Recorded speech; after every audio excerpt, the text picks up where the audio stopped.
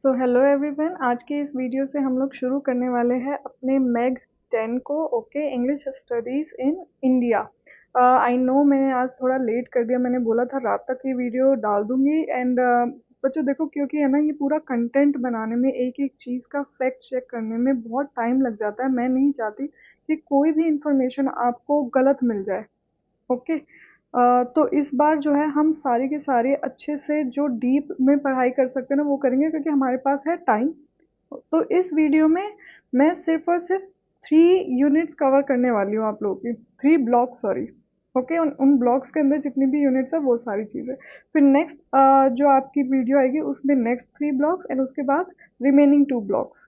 And last में मैं आपको 2 separate last minute preparation videos दे दूंगी, जिसमें सारे मोस्ट इम्पॉर्टेंट क्वेश्चंस होंगे। एंड इस बार मैं कोशिश करूंगी क्वेश्चंस भी आपके ज़्यादा कवर करूं, जिनके आंसर्स आपको ज़्यादा पता हो। ठीक है, तो इस सब्जेक्ट की प्रिपरेशन आपकी फुल फ्लेज बहुत अच्छे से हो जाएगी।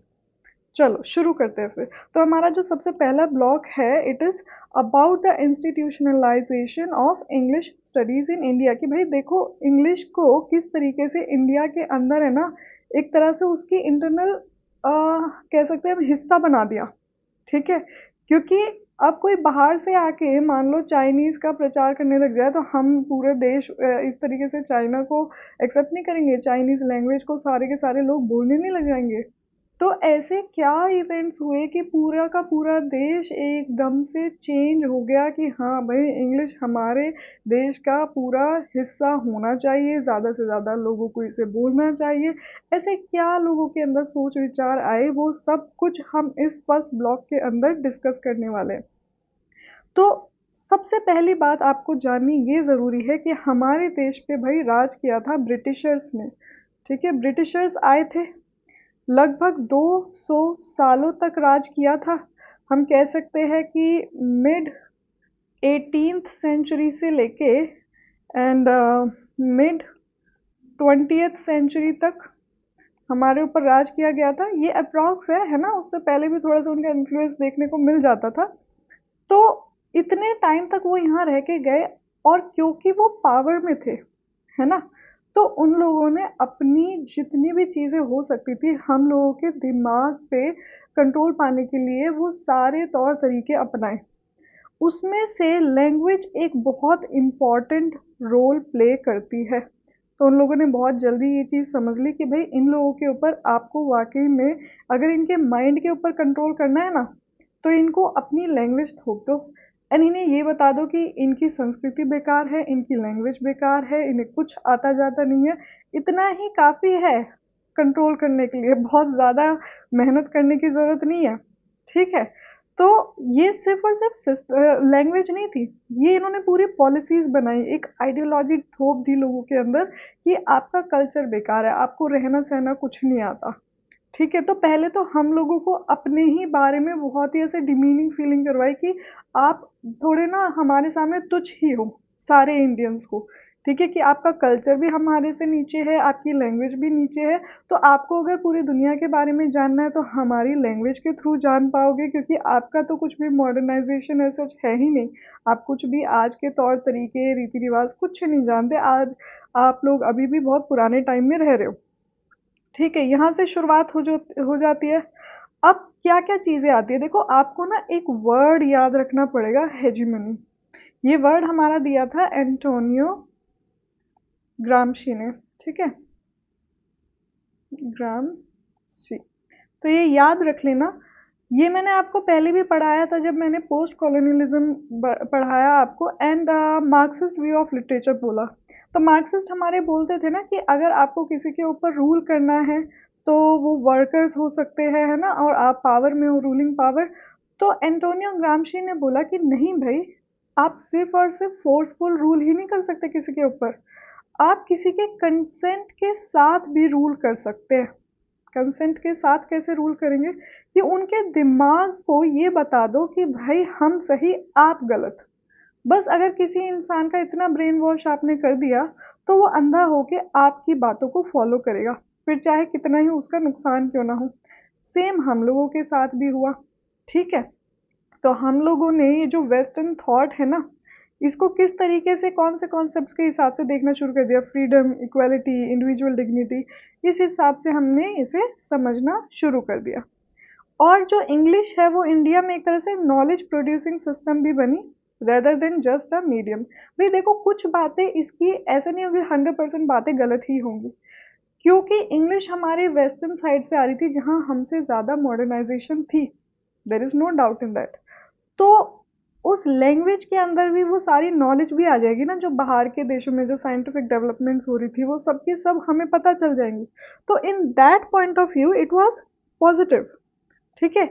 बट क्योंकि ये हमारी खुद की कल्चरल आइडेंटिटी को रिप्लेस कर रहा था, उस कंटेक्स्ट में ये बहुत गलत था। हमारी जो नेटिव टंग थी, हमारी जो आज के टाइम पे भी ये बात बहुत रिलेवेंट है कि हम लोगों की जो अपनी कोर भाषाएं हैं, मातृभाषाएं हैं, वो कमज़ोर पड़ जा रही है, इंग्लिश को ज़्यादा प्रेफरेंस मिल रही है।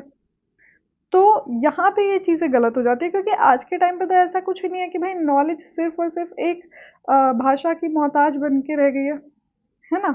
तो आज के टाइम पे फिर हमारी मातृभाषा क्यों अपना एसेंस खोती जा रही है। तो देखो भाई, ये सब शुरू कहाँ से होता है, यहाँ पे हम ये ईयर को नोट कर सकते हैं। 1830s के टाइम पे जो है एक्चुअल प्रॉपर जो हम कह सकते हैं ना, अथॉरिटी ने अपना कॉलोनियल एस्टेब्लिशमेंट ज़्यादा अच्छे से जमा ली। फिर जो है ये मैकॉले भाई साहब आते हैं एंड अपना माइन्यूट लेके आते हैं, जिसमें ये स्ट्रेट अवे डिसमिस कर देते कि इंडिया का जो लिटरेरी सिस्टम है वो एकदम ही खराब है, बिल्कुल खराब है, उसके साथ तो इंडिया आगे बढ़ ही नहीं सकता, तो हमें जो है इंग्लिश को इम्पोज करना पड़ेगा। ये कहते हैं अपने मैकॉली माइन्यूट में, ठीक है। तो इसमें देखो ये कितना बड़ा क्लेम करते हैं कि एक सिंगल शेल्फ है ना जो यूरोपियन बुक्स का, सिर्फ एक सिंगल शेल्फ की एक बुक पूरे इंडियन लिटरेचर, पूरे अरेबिक लिटरेचर को फेल कर देगी। इतना ज़्यादा अपने बुक्स को, अपने लिटरेचर को ये महान मानते थे, एंड इंडियन और अरेबिक लिटरेचर को ये बहुत ही ज़्यादा बेकार मानते थे। इन्होंने हमारे इंडियन एस्थेटिक्स का कुछ नहीं पढ़ा। ये खुद भी कहते हैं कि मैंने कुछ संस्कृत आप लोगों की नहीं पढ़ी, कुछ वेद वगैरह नहीं पढ़ा, लेकिन मैंने उन लोगों से पढ़वाया है जो ये सारे टेक्स्ट पढ़ सकते हैं, और मैंने उन लोगों से पूछा कि कितना इसमें वैल्यू है, आप कंपेयर करके बताओ हमारे जो यूरोपियन कल्चर की बुक्स है उसके सामने कहाँ खड़ी हो पा रही है। तो उन लोगों ने बोला कि ये कहीं नहीं खड़ी हो पाती। तो ये इन्होंने एक्सप्लेनेशन दी है मैकॉले जी ने कि भाई ये है इंडिया की किताबों की सच्चाई, जो कि हमें भी पता है हमारी किताबें कितनी वैल्यूएबल है या कितनी नहीं, ठीक है। तो ये जो एडवर्ड सईद है, इनकी भी एक बहुत फेमस बुक है ओरिएंटलिज्म। देखो ये सारे वर्क्स है ना, बीइंग अ लिटरेचर स्टूडेंट आपको पता होने चाहिए, चाहे आप कोई भी गवर्नमेंट एग्ज़ाम देने जा रहे हो, यूजीसी नेट या किसी टीचिंग एग्ज़ाम को देने जा रहे हो, तो ये सारे पॉइंट्स आपको ज़रूर पता होने चाहिए, ठीक है। अदरवाइज आपकी नॉलेज अधूरी है। तो एडवर्ड सईद जो है ये किसका सपोर्ट करते थे, ओरिएंट्स का। ओरिएंट मतलब जो ईस्ट, ईस्ट के साइड में हो गए, ठीक है। ओरिएंटलिज्म मतलब उनके तरह की फिलॉसफी, उनके उनको जो सपोर्ट करने वाले हैं, ओके। एक तो हो गया वेस्टर्निज्म कि भाई वेस्टर्न लोगों के थॉट्स को प्रमोट करने वाले यूरोसेंट्रिसिज्म, एंड दूसरी साइड इनके अपोजिट हो गए हमारे ओरिएंटलिज्म, मतलब जो हम सारे जो लोग हैं ना, एशिया के हो गए, चाइना, जापान, हम सारे के सारे किस साइड आते हैं, ईस्ट साइड में आते हैं। तो ये हमें ओरिएंट बोलते हैं, ओरिएंट, ठीक है। कि भाई हम लोगों के ऊपर इन लोगों ने कब्जा करने के लिए क्या क्या तरीके अपनाए, हम लोगों को किस तरीके से नीचे दिखाया कि हम तो कितने सेवेज है, जंगली है, हमें रहने का ढंग नहीं है, हमारा कल्चर बेकार है, सब कुछ इस तरह की बातें की कि आपका लैंग्वेज बेकार, आपका कल्चर बेकार, आपका लिटरेचर बेकार, सब कुछ मतलब हमारे दिमाग के अंदर ये चीज़ घुसा दी कि आप इंफीरियर हो और हम जो है सुपीरियर है आपसे, ठीक है। अब ये जो इंग्लिश हमारे इंडिया के अंदर आई है, ये एक तरह से 4 फेजेस में हम इसे डिवाइड कर देते हैं। तो जो सबसे पहला फेज है ना, इसमें एक तरह से इंग्लिश को हमारे एजुकेशन सिस्टम के अंदर डाला गया थ्रू इंडियन मिडिल क्लास को ज़्यादा पढ़ा करके, ठीक है। उन लोगों ने एक ऐसा नहीं देखा कि हम इन लोगों को एजुकेशन देंगे, नहीं, उन्होंने ऐसे देखा कि भाई ये जो लोग हैं ये इन्फ्लुएंस तो बहुत ज़्यादा होंगे, हमारी लैंग्वेज पढ़ के इन्हें ये पता चलेगा कि हमारी लैंग्वेज कितनी सुपीरियर है, और हम लोगों को तौर तरीके दुनिया के आते हैं, इन्हें कुछ नहीं आता रहना सहना, प्लस ये लोग हमारे और ज़्यादा लॉयल बनेंगे, हमारे सामने कभी भी विरोध नहीं करेंगे, तो बहुत लॉन्ग टाइम तक हम इनके ऊपर इसी तरीके से राज कर पाएंगे। ये इनका तरीका था इनडायरेक्ट वे में। फिर आ जाता है हमारा सेकंड फेज 1857 से लेके 1880 में। आप लोगों को पता है इस टाइम पे क्या हुआ था भाई, हमारा 1857 में जो सबसे पहला रिवोल्ट हुआ था, उसके बाद में क्या क्या चेंजेस आए, वी विल डिस्कस दैट। फिर 1880 से लेके 1947 में हमारा जो नेशनलिज्म मूवमेंट चल चुका था, इस टाइम पे बहुत सारे लोग अपने देश की चीज़ों को ज़्यादा वैल्यू कर रहे थे, कल्चरल डिग्निटी को ज़्यादा वैल्यू कर रहे थे। एंड लास्ट में जब इंडिपेंडेंस मिल गई, फिर उसके बाद ये इंग्लिश किस तरीके से हमारे देश में ही रह गई, ठीक है, कभी गई ही नहीं। आज के टाइम पे भी इसकी कितनी ज़्यादा वैल्यू है, वी ऑल नो। हम सभी के सभी इंग्लिश लिटरेचर के ही तो स्टूडेंट्स हैं। चलो, अभी हम एक एक करके इन सारे फेजेस को डीप में एनालाइज करते हैं कि क्या क्या हुआ था। तो सबसे पहले जो 1800 से 1857 का टाइम था, इसमें आपको क्या याद रखना है, एक तो वही मैकॉलेज माइन्यूट्स, ठीक है, वो इस टाइम पे आ गया था 1835 में। मैकॉलेज माइन्यूट्स बोलते हैं, उसमें उसने क्या बोला था कि भाई इंग्लिश लैंग्वेज को लाओ और बाकी सारे जो नेटिव लैंग्वेजेस है, इनकी वर्नाकुलर लैंग्वेजेस है, उन्हें हटाओ, ठीक है। तो इंडिया का इकोनॉमी और पॉलिटी तो सारा का सारा ब्रिटिश कंट्रोल के अंदर था ही। अब इन लोगों को चाहिए था कि एजुकेशन सिस्टम भी हमारे अंडर आ जाए, क्योंकि एजुकेशन एक बहुत बड़ा टूल माना जाता है किसी भी इंसान को ना, एक तरह से उसका माइंड डाइवर्ट करने के लिए, ब्रेन वॉश करने के लिए। अगर आप बच्चों को बहुत छोटे से ही एक चीज़ के बारे में बताने लग जाओगे, पढ़ाने लग जाओगे, तो उनका दिमाग बहुत गहराई से उसी चीज़ पे बिलीव करने लग जाएगा, मतलब बहुत स्ट्रॉन्ग बिलीफ बन जाएगा उसका। अच्छा, इसी एज में आप लोगों को पता होगा रोमांटिक पोएट्स थे हमारे ब्रिटेन में, जो तो बोर्जुआ कल्चर को बहुत ज़्यादा क्रिटिसाइज कर रहे थे, और दूसरी तरफ हमारे देश में जो है यही लोग प्रोपेगेट कर रहे थे इंग्लिश रैशनलिज्म को। ओके, पॉलिसीज बनाई जा रही थी कि किस तरीके से इंग्लिश को इनके इंडिया के एजुकेशन सिस्टम के अंदर घुसाया जाए। ओके, एंड मिडिल क्लास के थ्रू ज़्यादा डालना चाहते थे, ताकि ये मिडिल क्लास को इंग्लिश सिखा सके, उनसे कन्वर्सेशन कर सके, एंड उनके ऊपर और ज़्यादा अच्छे से रूल कर सके। अपने लॉयल्स बना रहे थे ये, कि मतलब हमारे जो है ईमानदार लोग बन जाएंगे, ये अपने देश को तो देंगे धोखा और हमसे लॉयल रहेंगे। ओके, चलो नेक्स्ट फेज आ जाता है हमारा, जब 1857 में रिवोल्ट हुआ, हमारी रानी लक्ष्मीबाई, है ना, इन सबको कौन भूल सकता है। बहुत सारे लोगों ने, तांत्या टोपे जी थे उस टाइम पे, इतने सारे लोगों ने बलिदान भी दिया, अपनी जानें भी गंवाई। बट उसका नतीजा क्या निकला, ये जो ब्रिटिशर्स थे ये और ज़्यादा इनका स्ट्रॉन्ग डोमिनेंस बन गया हमारे कंट्री के ऊपर, ठीक है। तो अभी ये लोग भी है ना, जो इंडियंस को बहुत ज़्यादा शक की नज़र से भी देखने लग गए थे कि भाई ये कभी भी रिवोल्ट भी कर सकते हैं। तो इनको इस तरीके से इनके माइंड के ऊपर खेलना पड़ेगा कि कुछ भी हो जाए, इनके दिमाग में अब रिवोल्ट की फीलिंग ना आए, ठीक है। अब इस टाइम पे ना क्या हुआ, हमारे जो थिंकर्स थे, जैसे राजा राम मोहन रॉय जी हो गए, फिलोसफर थे ये, इन्होंने भी ये चीज़ रियलाइज़ करी कहीं ना कहीं, कि जो मॉडर्न एजुकेशन लेने के लिए ना हमें इंग्लिश सीखनी तो पड़ेगी भाई। इन्होंने अपने जो वर्नाकुलर लैंग्वेजेस थे, हमारे देश की भाषाएं थी, उन्हें क्रिटिसाइज नहीं किया कभी। ये नहीं कहा कि भाई हमारी लैंग्वेजेस बेकार है, बट ये ज़रूर कहा कि थोड़ी आउटडेटेड है, थोड़ी पुरानी बातें करती है, आज के टाइम की मॉडर्न बातें नहीं करती। कभी कभी हमें फैक्ट्स को भी एक्सेप्ट करना ज़रूरी होता है, हर चीज़ को हमें एक, मतलब एक लाइन पे हम नहीं रख सकते, बहुत अच्छे से हर चीज़ के ऊपर एनालाइज करके हमें कुछ कमेंट करना होता है। तो राजा राम मोहन रॉय जी बहुत पढ़े लिखे थे, बहुत समझदार थे हमारे, है ना। इन्होंने एक लेटर लिखा लॉर्ड एमहर्स्ट को, उसकी बात आगे मैं और डिटेल में करूँगी, जिसमें ये बोलते हैं कि भाई आप अपने पैसे कोई संस्कृत कॉलेज या किसी और इंडियन लैंग्वेज के ऊपर लगाने से अच्छा है कि आप इंग्लिश में ही लगाएं, इंग्लिश को ही ज़्यादा प्रोपेगेट करें। बट इनके इंटेंशंस नेगेटिव नहीं थे बिल्कुल भी, ये वैल्यू समझते थे इंग्लिश की, ठीक है, कि इंग्लिश अगर होगी तो इंसान हमारे जो देश का है ना, वो पागल नहीं है कि वो एकदम ही अंधा होता चला जाएगा इन इन इन ब्रिटिशर्स के पीछे। वो और ज़्यादा स्ट्रॉन्ग बनेगा, उसका दिमाग और ज़्यादा खुलेगा। इनफैक्ट वर्ल्ड लिटरेचर पढ़ने के बाद तो उसे और ज़्यादा रियलिटीज़ के बारे में पता चलेगा। तो ये थी इनकी मंशा ये अच्छे सोच से, अच्छे इंटेंशन से चाहते थे ये सब कुछ, बट जो ब्रिटिशर्स थे उनका नेगेटिव इंटेंशन था। ठीक है, तो नेक्स्ट आ जाता है हमारा लिटरेचर फ्लरिश। हाँ, बंकिम चंद्र चटर्जी के ने सबसे पहला इस टाइम पे जो है नॉवल लिख दिया था, राजमोहन वाइफ। उसको भी हम डिटेल में डिस्कस करेंगे, इससे तो डेफिनेटली आपका क्वेश्चन पूछा ही पूछा जाएगा, 100% चांस है इसके।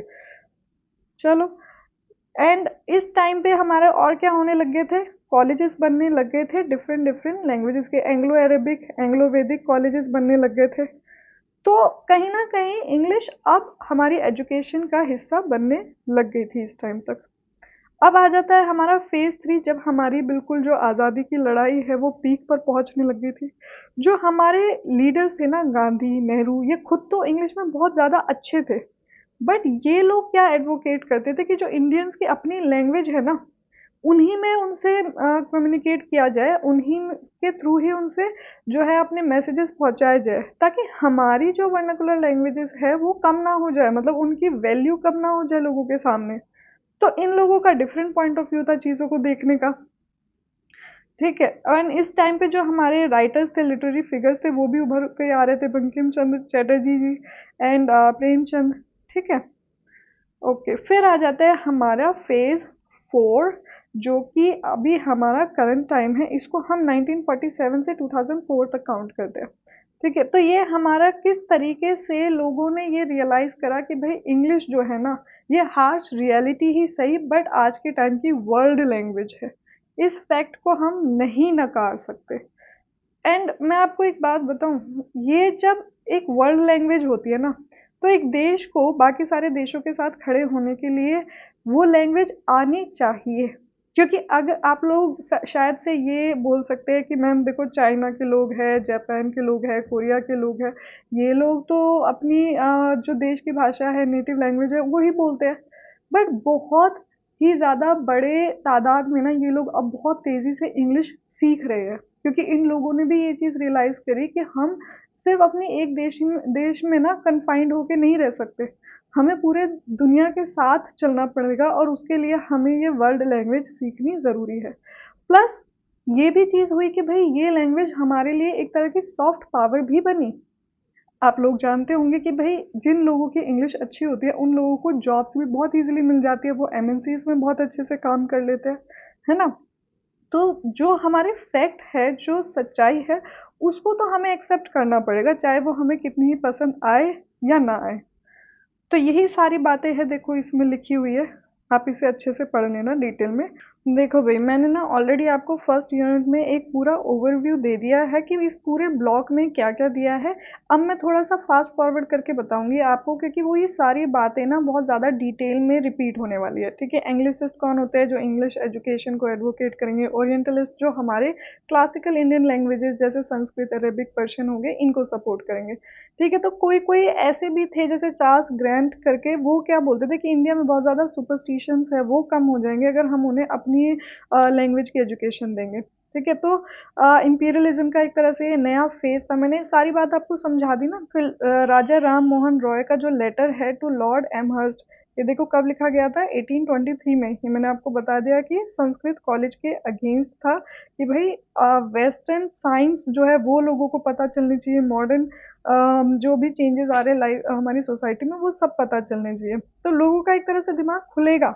ठीक है, ऐसा नहीं है कि 100% वो आपके अधीन ही हो जाएंगे, नहीं, वो इतना ज़्यादा पढ़ लेंगे, क्योंकि जो वेस्टर्न फिलोसफर्स थे वो काफ़ी ज़्यादा रियलिटीज़ को भी तो शो कर रहे थे ना, तो उसकी वजह से हेल्प भी मिलेगी। तो मैकॉले का जो ये माइन्यूट ऑन इंडियन एजुकेशन है, इसे अच्छे से पढ़ लेना, कि भाई बेसिकली ये चाहते थे कि इंडिया का जो ब्लड है, कलर है, वो वैसा रहे, बट इन ये जो है टेस्ट, मॉरल्स और इंटेलेक्ट में क्या बन जाए, इंग्लिश बन जाए। ठीक है, फिर पोस्ट कॉलोनियल क्रिटिक, ये जो एच एच विल्सन है, डब्ल्यू एच मैग्नॉटन है, इन लोगों ने मैकॉले का जो ये एकदम से इंडियन कल्चर को ही बदलने का सोचा था, उसको सब समझ पा रहे थे कि इसका इंटेंशन क्या है, कि भाई ये कहीं ना बेनोवेलेंस, मतलब अच्छाई की आड़ में अपना कल्चरल इंपीरियलिज्म करने की कोशिश कर रहे हैं। इंपीरियलिज्म मैं आपको समझा चुकी हूँ कई बार, क्या होता है कि अपना जो कल्चर है या फिर अपना जो देश है ना, उसको आगे बढ़ाना। ठीक है, दूसरे लोग जिनका डिफरेंट कल्चर है, डिफरेंट कंट्री है, उसको अपने अंडर ले लेना। फिर ओरिएंटलिस्ट एंड एंग्लिसिस्ट के बीच में क्या क्या डिफरेंट पॉइंट ऑफ व्यूज थे वो सारे मैंने आपको बता दिए। पॉलिटिकल प्रेगमेटिज्म ऑफ मैकॉलीज माइन्यूट्स, ठीक है। तो ये भाई देखो पॉलिटिक्स के अंदर घुस के इन्होंने पूरा जो है एक एक करके हमारे ये इंग्लिश एजुकेशन को हमारे इसमें घुसा दिया एंड संस्कृत अरेबिक स्टडीज को कम कर दिया। ओके। फिर ये जो सीई ट्रेवलियन है ये भी सेम बात करते हैं कि भाई इंडिया का जो कल्चर है वो मॉरली एंड इंटेलेक्चुअली बहुत डिजनरेटिव है, मतलब पिछड़ा हुआ है, तो उसे नएपन की ज़रूरत है। नेक्स्ट यूनिट में आ जाते हैं। देखो यहाँ पे ऐसा था कि हमारे कुछ कुछ जो नेशनलिस्ट मूवमेंट के जो फ्रीडम फाइटर्स थे ना वो भी सपोर्ट कर रहे थे इंग्लिश की लर्निंग को, क्योंकि उनका मानना सेम वैसा ही था राजा राम मोहन की तरह कि भाई it will be a vehicle of modernity. तो लाला लाजपत राय जो थे हमारे वो भी यही मानते थे कि इंडियंस जो है अपना कल्चर नहीं भूलेंगे, वो मॉडर्नाइज हो जाएंगे, मतलब उन्हें पूरे वर्ल्ड के बारे में ज़्यादा चीज़ें पता चल जाएंगी। एंड जो ये लॉर्ड कर्जन है ना ये इन्होंने क्यों क्रिटिसाइज किया इंग्लिश एजुकेशन को, बीइंग अ ब्रिटिशर, इन्होंने बोला तुम ऐसे ना ज़्यादा डिसेंटर बनाओगे, मतलब डिसेंटर होते हैं जो तुम्हारी बात ना मानने वाले होते हैं, क्योंकि कहीं ना कहीं लॉर्ड कर्जन को ये बात पता थी, जो लाला लाजपत राय को पता थी, राजा राममोहन रॉय को पता थी कि ये जो इंग्लिश है ना इसमें पूरी दुनिया भर का बहुत ज़्यादा फिलोसफिकल बातें लिखी गई है। तो ये पढ़ के हमारे जो देशवासी है वो और ज़्यादा उनका दिमाग खुल जाएगा। इनफैक्ट वो इतना ज़्यादा रैशनली सोचने लग जाएंगे कि वो इस चीज़ को पढ़ के ही इतने मोटिवेट हो जाएंगे कि इन लोगों को अपने देश से भगा देंगे। ठीक है। तो ये लॉर्ड कर्जन इस बात को समझता था। अच्छा, इसमें एक कंडीशन है कि भाई आप कौन सा लिटरेचर पढ़ रहे हो। ऑब्वियसली अगर आप इस तरह का लिटरेचर पढ़ोगे जो आपके माइंड को वैसे डाइवर्ट करे कि भाई इनके फेवर की बात हो, तो फिर दिक्कत बहुत ज़्यादा हो जाएगी। लेकिन अगर आपने जो ट्रू लिटरेचर पढ़ लिया, जैसे ये मार्क्सिस्ट व्यू ऑफ लिटरेचर पढ़ लिया, फेमिनिस्ट लिटरेचर पढ़ लिया, तो आपके जो सोसाइटी में जितने भी डीप रूटेड इविल्स है ना आप सब उनको खदेड़ निकालोगे। ठीक है। फिर हम बात कर लेते हैं राधा कृष्ण कमीशन की। देखो इन लोगों का भी इंग्लिश को लेके क्या क्या पॉइंट ऑफ व्यूज थे, और मतलब डिफरेंट डिफरेंट कमीशन आए। तो जो राधा कृष्ण कमीशन है तो इसने तो यूजीसी नेट की ही शुरुआत करी हमारे, इसमें सबसे पहला हमारा कमीशन माना जाता है एजुकेशन को बढ़ावा देने के लिए। ठीक है। तो इन्होंने इंग्लिश को रिटेन करने की बात करी क्योंकि ये साइंटिफिक एंड ग्लोबल कॉन्टेक्ट है। Okay, but at the same time ये हमारे जो आइडेंटिटी है ना उसको खोना भी नहीं चाहते थे। ठीक है। फिर आ जाते हैं कोठारी कमीशन।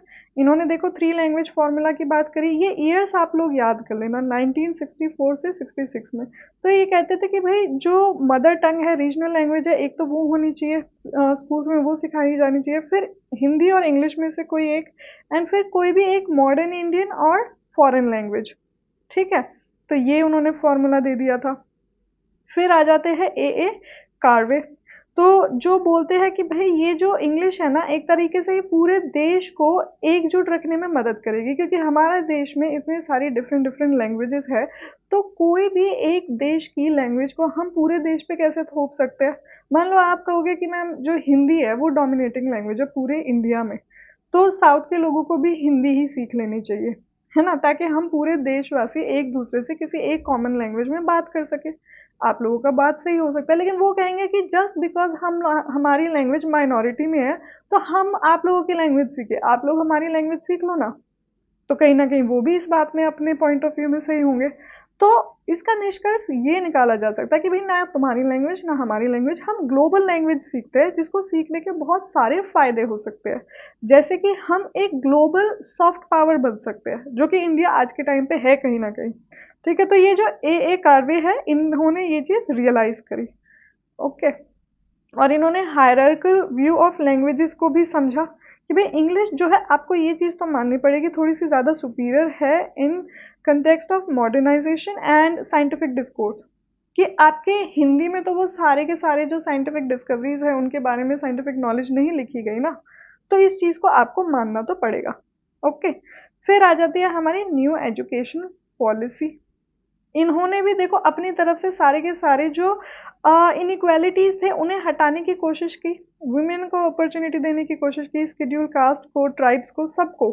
बट ये इंग्लिश का डोमिनेंस बिल्कुल नहीं हिला पाए, बल्कि इनफैक्ट और ज़्यादा वो बढ़ता रहा।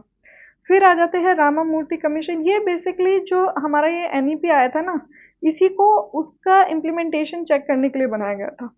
ठीक है, फिर आ जाते हैं न्यू डेवलपमेंट्स। तो उसके बाद में क्या क्या डेवलपमेंट्स हुए, वो सारी चीज़ें कि भाई इंग्लिश और ज़्यादा बढ़ता गया है, ये प्रोफेशनलिज्म बन गई एक तरह से। इंग्लिश स्पीकिंग ना प्रोफेशनलिज्म का एक तरह से आइडियोलॉजी बन गई कि हाँ भाई आप अगर इंग्लिश जानते हो तो आप ज़्यादा प्रोफेशनल हो। इस तरह का नोशन लोगों के दिमाग में बैठ गया।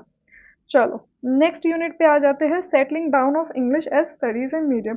इसमें यही सारी बातें रिपीट होंगी, आप ये सारा का सारा पढ़ोगे ना तो जो बातें मैंने ऊपर बोली है वही सारी बातें हैं, कि किस तरीके से संस्कृत मतलब किस तरीके से डिफरेंट डिफरेंट चीज़ें होती चली गई, वही रिपीट होंगी बाद में। ओके, तो इसको हम डायरेक्टली नीचे आ जाते हैं क्योंकि सारी की सारी बातें हमारी रिपीटेड है इसमें। अब हम ब्लॉक 2 पे आ जाते हैं डायरेक्टली। ओके, तो हमारा जो सेकंड ब्लॉक है ये भी एक तरह से इंग्लिश राइटिंग के बारे में ही जिक्र करेगा। जो स्टार्टिंग का पार्ट है ना फर्स्ट यूनिट, वो ऑलरेडी मैंने आपको काफ़ी अच्छे से पहले एक्सप्लेन कर दिया है। इसमें जो कुछ कुछ पॉइंट्स रह गए मैं वो बता देती हूँ। जैसे हमारा जो ये चार्टर एक्ट है 1813, ठीक है, ये भी क्या बोलता है कि भाई इंडियंस को एजुकेट करो ताकि वो हमारे लिए एक तरह से इजी टारगेट बन सके ट्रेड करने के लिए, और हमारे लॉयल्स बन सके। ठीक है, फिर इसी टाइम पे हमारा हिंदू कॉलेज बनता है कोलकाता में। Okay, which also promotes English education. फिर मैं कॉलेज माइन्यूट तो मैंने कई बार बता दिया आपको। वुड्स डिस्पैच आता है 1854 में, जिसके अंदर प्रॉपर जो है यूनिवर्सिटीज बनती है 1857 में। चलो ये सारी चीज़ें मैंने बता दिया, Indianization of English, anglicization of Indians, ये सारी चीज़ें हम लोग डिस्कस कर चुके हैं। तो स्टार्टिंग में हमारे जो इंडियन इंग्लिश लिटरेचर में जिसने कंट्रीब्यूट करा था उसमें एक नाम है M.K. नायक। इनकी जो ये बुक है ना, the travel of Dean Mahomed, ये एक ट्रेवलॉग है। ठीक है, तो ये इन्होंने इंग्लिश में लिखी है, तो ये one of the first Indian English literature में कंट्रीब्यूट करने वाले माने जाते हैं। फिर इनके बाद जो नेक्स्ट बुक आ जाती है 1809 में बाय केवली वैकुंठा बोरिया, जो कि था अकाउंट्स ऑफ द जेम्स, ये भी इंग्लिश में लिखी गई थी। ठीक है, फिर हमारे राजा राम मोहन रॉय ने भी बहुत ज़्यादा कॉन्ट्रीब्यूशंस दिए हैं अपने वर्क्स के थ्रू, जो उन्होंने प्योरली इंग्लिश में लिखे हैं। एंड उन्होंने बहुत सारे वर्क्स को, जो हमारे उपनिषद थे, उन्हें इंग्लिश के अंदर ट्रांसलेट किया है। ठीक है, इंग्लिश और बंगाली में, इन दोनों लैंग्वेजेस में ट्रांसलेट किया है। इनका एक वर्क है डिफेंस ऑफ हिंदू थीज्म, कि भाई हिंदू जो लोग हैं वो भगवान में मानते हैं, तो उसका डिफेंस कर रहे हैं ये लोग। ठीक है, फिर इनके तो आपको पता ही होगा कंट्रीब्यूशन हमारी सोसाइटी के लिए कितने ज़्यादा ज़रूरी थे। इन्होंने आइडल वर्शिप के अगेंस्ट थे, ये सती प्रथा के अगेंस्ट थे। ठीक है, और जितने भी सोशल इवल्स थे ना सारे के सारे, वो सब उन सबका एक तरह से शुरुआत इन्होंने ही कर दी थी कि भाई ये सोसाइटी में गलत हो रहा है। क्योंकि ये एक बहुत रिस्पेक्टेबल आदमी थे, सब इनकी बात सुनते थे, तो वहाँ से एक शुरुआत हो गई कि हाँ लोगों ने ना इस चीज़ पे गौर फरमाना शुरू किया। ठीक है, तो जो हमारी प्रेस रेगुलेशंस आई थी 1823 में, ताकि लोग ज़्यादा लिख ना सके इंडियंस के जो फेवर की बातें, तो इन्होंने इस चीज़ को बहुत बोला कि नहीं भाई, जो हमारी प्रेस है उसको फ्रीडम देनी चाहिए ताकि जस्टिस और गवर्नेंस की बातें कर सके। फिर ब्रह्मो समाज की इन्होंने शुरुआत करी थी 1828 में, जो हिंदू रिलीजियस रिफॉर्म्स की मांग करता था। फीमेल राइट्स, विडो रीमैरिज, इन सब की भी इन्होंने मांगे करी थी। ओके, तो जो वेस्टर्न साइंटिफिक एजुकेशन थी एंड मॉडर्निटी थी, वो ये चाहते थे। आई होप अगर आपके पास राजा राम मोहन रॉय जी से रिलेटेड कोई भी क्वेश्चन आए ना, तो आप अच्छे से डीपली लिख सको। मैंने इनके ऊपर ना एकदम शुरुआत में, जब मैंने यूट्यूब चैनल शुरू ही किया था, तभी इनके ऊपर वीडियो बना दी थी, क्योंकि मुझे ये एज अ मतलब मेरे लिए एक पर्सनल फेवरेट इंसान है हिस्ट्री के। ठीक है, तो आप वो चाहो तो वीडियो देख सकते हो, उसमें भी आपको सेम यही बातें और ज़्यादा डिटेल में सुनने के लिए मिलेंगी। हाँ, बट उसको शायद से आपको क्वालिटी इतनी अच्छी ना लगे, क्योंकि मैं उस टाइम पे ये सारा एडिटिंग वगैरह सीख ही रही थी। चलो कोई बात नहीं, तो इनकी डेथ हो जाती है 1833 में। इनके बाद जो है और ज़्यादा ट्रांसफॉर्मेशन आता है सोसाइटी में, नए नए जो फिलोसफर्स है वो निकल के आते हैं, हमारे और राइटर्स निकल के आते हैं, तो यंग बंगाल ग्रुप की शुरुआत होती है। ठीक है, एंड हमारे जो पोएट हैं हेनरी डेरोजियो, ये मेंटर करते हैं इस ग्रुप को। तो ये क्या करते हैं, पैंथियन मैगजीन नाम से एक मैगजीन शुरू करते हैं, जो सुपरस्टिशंस के अगेंस्ट बोलती है, वुमेन राइट्स के लिए बोलती है, एंड क्लास इनइक्वालिटी के अगेंस्ट बोलती है। ठीक है, तो और कौन कौन जुड़े थे इस मैगजीन से, काशी प्रसाद घोष, चलो, अब हमारी जो सेकंड यूनिट है ये पूरी की पूरी डेडिकेटेड है हेनरी डेरोजियो के लिए। तो इनका कहाँ जन्म हुआ भाई? ये कोलकाता में जन्मे एंड 1809 में इनका जन्म हुआ। बहुत ही ज़्यादा टैलेंटेड थे, बहुत ही ज़्यादा जिसे कहते हैं ना प्रोडिजी चाइल्ड थे, क्योंकि सिर्फ 17 की उम्र में ना ये एक प्रोफेसर लग गए थे, मतलब इंग्लिश एंड हिस्ट्री टीचर लग गए थे हिंदू कॉलेज में। तो देखो ये बहुत बड़ी अचीवमेंट होती है। तो इन्होंने सोसाइटी में जितने भी चेंजेस थे उन सब की डिमांड करी। एंड ये जो है बायरन, शेली, कीट्स इनको पढ़ा करते थे। रोमांटिक इंग्लिश रोमांटिक पोएट्री से बहुत ज़्यादा इन्फ्लुएंस्ड थे, तो इनकी पोम्स में भी वो सारी चीज़ें देखने को मिलती है थोड़ी थोड़ी।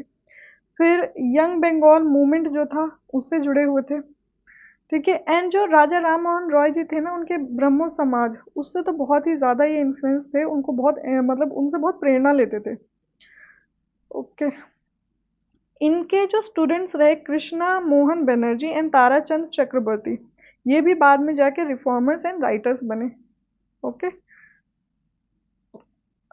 इनके जो मेन पोम्स थी द फकीर ऑफ जंगीरा, ये देखो सती के अगेंस्ट प्रोटेस्ट करते हैं। एंड ये दो पोम्स तो हमने अभी रिसेंटली कवर करी थी, to India my native land and the harp of India, ठीक है, सॉन्ग ऑफ हिंदुस्तानी मिनिस्ट्रल। तो दुख की बात ये थी कि इनकी बहुत ही कम उम्र में जो है डेथ हो जाती है। सेम ऐसी जो हमारी तोरू दत्त है आगे, उनकी भी सिमिलरली इसी एज के अराउंड डेथ हो जाती है। इनकी डेथ होती है कॉलेरा से। बहुत दुख की बात थी ये, ठीक है। तो ये एक तरह से इंडिया के फर्स्ट नेशनल पोएट माने जाते हैं इंग्लिश में, इस चीज़ को आप याद रखना। ओके, चलो बढ़ते हैं माइकल मधुसूदन दत्त जी के टूवर्ड्स। इनके भी काफ़ी सारे कॉन्ट्रीब्यूशंस थे हमारे इंग्लिश लिटरेचर में, हमारे इंडियन इंग्लिश लिटरेचर में। ये भी देखो बायरन एंड मूर से काफ़ी ज़्यादा जो थे एडमायर करते थे उनको, ठीक है।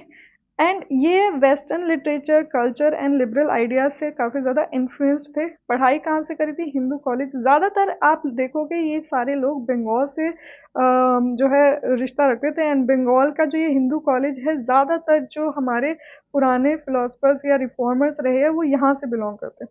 तो इन्होंने जो है बाद में क्रिश्चियनिटी अपना लेते हैं 1843 में, तभी इनके नाम के आगे ये माइकल लगा देते हैं। एंड हिंदू कॉलेज को छोड़ के बिशप्स कॉलेज चले जाते हैं कलकत्ता के। तो इन्हें इन्होंने क्या क्या वर्क्स लिखे अपने, इन्होंने अपने जो पोम्स थे ना वो Bengal spectator, Calcutta literary gazette, literary gleaner, इनके अंदर छपवाई। तो इनके वर्क्स थे visions of the past, the captive lady, king Porus, a legend of old, the Anglo Saxon and the Hindu.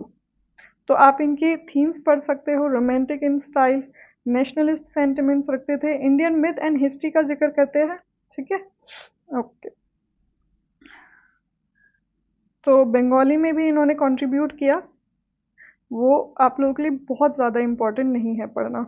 हम तोरू दत्त जी के अब डिस्कस करते हैं। तोरू दत्त जो है हमारी एक तरह से आप बोल सकते हैं one of the first Indian English female writers में से रही, ठीक है। वन ऑफ द फर्स्ट, बिल्कुल फर्स्ट नहीं, वन ऑफ द फर्स्ट रही है, ठीक है। तो इनको ये सपोर्ट कहाँ से मिला कि भाई being a female she was able to learn English so nicely that she could contribute so much into this Indian English literature. तो इनकी जो फैमिली थी वो अच्छी खासी रिच थी, ठीक है। तो उसकी वजह से इन्हें काफ़ी ज़्यादा जो कहते हैं ना हमें एक्सपोजर मिला, बाहर की दुनिया का, बाहर के देशों का एक्सपोजर मिला। ये फ्रांस भी रही थोड़े टाइम, ये इंग्लैंड भी रही, तो फ्रांस इन्हें बहुत ज़्यादा पसंद आया। तो इन्होंने काफ़ी सारी ट्रांसलेशंस करी, फ्रेंच के जो वर्क्स थे ना उनकी काफ़ी सारी ट्रांसलेशंस करती है ये। ओके। तो ये यंगेस्ट चाइल्ड होती है अपने पेरेंट्स की, गोविंद चंद्र दत्त एंड क्षेत्र मुनि जी की। इनके भाई की भी अर्ली डेथ हो जाती है, तब उसके बाद ये फ्रांस जाते हैं। फ्रांस इन्हें बहुत अच्छा लगता है, इंग्लैंड थोड़ा सा डिसअपॉइंट करता है। बहुत ज़्यादा ये लेक्चर सुनती है वुमेन के ऊपर, ठीक है। इनकी फ्रेंड भी होती है मैरी मार्टिन वहाँ पे, तो ये उनसे बहुत ज़्यादा इंटेलेक्चुअल बातें किया करती थी। तो इन्होंने देखो 70 से ज़्यादा फ्रेंच पोम्स को जो है ट्रांसलेट किया, मतलब ये 70 ज़्यादा फ्रेंच पोएट्स की पोम्स को ट्रांसलेट किया, जिनकी थीम्स होती थी patriotism, exile, loneliness, nature, loss and death. तो ये कुछ वर्क्स थे जो इन्होंने लिखे। इसमें बियांका और the young Spanish maiden, ancient ballads and the legends of Hindustan, ये इनकी इंग्लिश पोम की जो है कलेक्शन है। फिर हमारी जो हमने अभी रिसेंटली पोम्स पढ़ी थी अपनी, नेक्स्ट 7 में, उसमें सीता हमने पढ़ा था, एंड आवर कैजुअरिना ट्री। ये इंपॉर्टेंट इनकी पोम्स थी हमारे लिए।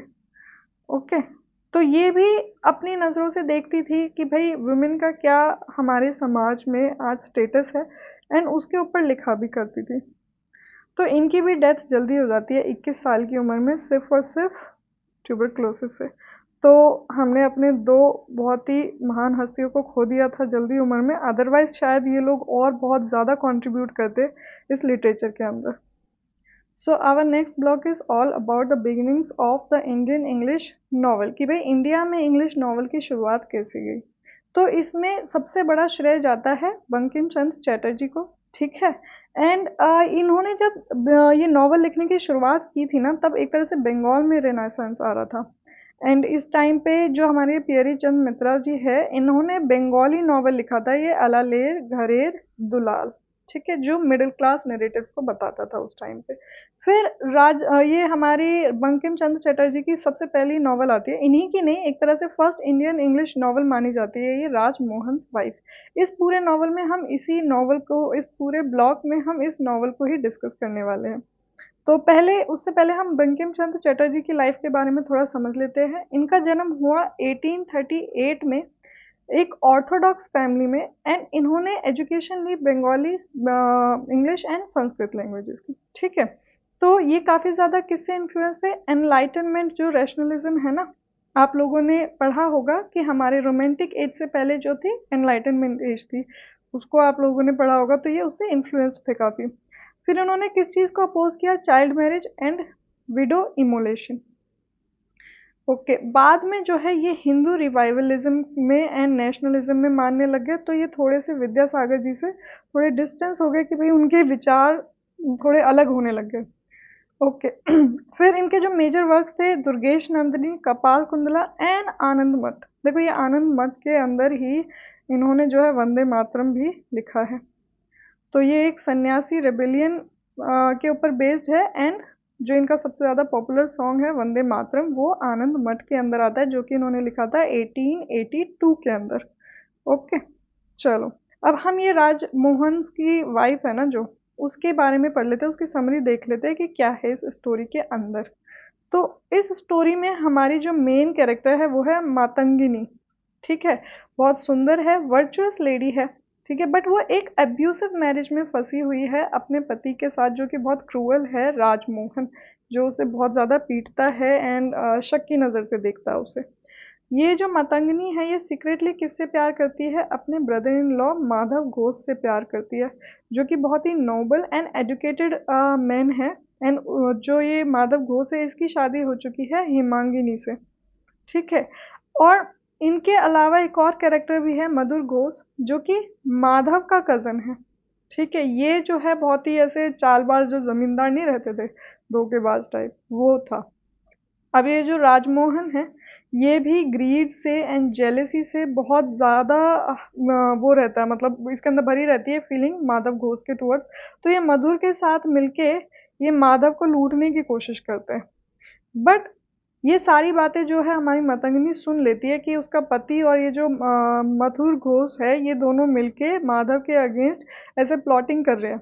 तो उसे लगता है कि इसकी जान को भी खतरा है, तो ये माधव को जाके सब कुछ बता देती है, एंड अपने प्यार के बारे में भी बता देती है कि ये बहुत प्यार करती है माधव से। अब माधव जो है बहुत ज़्यादा सोसाइटी के उससे बंधा होता है, एंड उसकी शादी भी हो चुकी होती है, तो वो बोलता है कि भाई नहीं, मैं अपनी ड्यूटी कर रहा हूँ, तुम अपने जीवन में व्यस्त रहो, मुझे कोई फ़र्क नहीं पड़ता।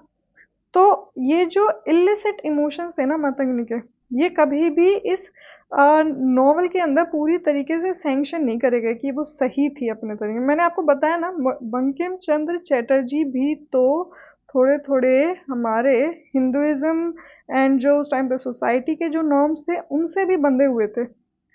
तो नॉवल लिखने के टाइम पे इंसान की पर्सनल आइडियोलॉजी भी बीच में आती है भाई। तो इन्होंने कभी पर्सनली ये पूरी तरह से फुली सैंक्शन नहीं करा कि इनके जो ये इलिसिट इमोशंस थे ना, ये जायज़ थे। इन्हें हमेशा नाजायज़ बोला। इलिसिट मतलब क्या होता है, नाजायज़। नाजायज़ इमोशंस थे अपने देवर के टुवर्ड्स शायद, ठीक है। तो द नॉवल एंड्स ट्रेजिकली, मधुर जो है वो खुद को फांसी लगा लेता है, राजमोहन को जेल हो जाती है, मतंगनी की भी जल्दी मृत्यु हो जाती है। ठीक है। एंड जो माधव है वो अपनी लाइफ अपनी वाइफ के साथ खुशी खुशी बिताता है। ओके, तो इसके में मेजर थीम्स क्या क्या आ जाएंगे? Language, power, audience. ठीक है, ये आप पूरा डिटेल में पढ़ लेना इसको। कैरेक्टराइजेशन ऑफ मातंगनी, जो कि डोसाइल है, मॉडेस्ट, सफरिंग हिंदू वाइफ दिखाई गई है एक तरह से। लव, ड्यूटी एंड डिफाइंस, इन सब चीज़ों से वो ड्रिवन है। पैशन वर्सेस ड्यूटी, ये दिखाया गया है। ट्रीटमेंट ऑफ राजमोहन की, वो किस तरीके से टॉर्चर करता था, इनसिक्योर मैन था। ठीक है, एक तरह से वन डायमेंशनल विलन दिखाया उसे, abusive, jealous and greedy. Okay, next is institution of marriage, कि भाई शादी में क्या क्या चीज़ें होती है वो बताया गया है।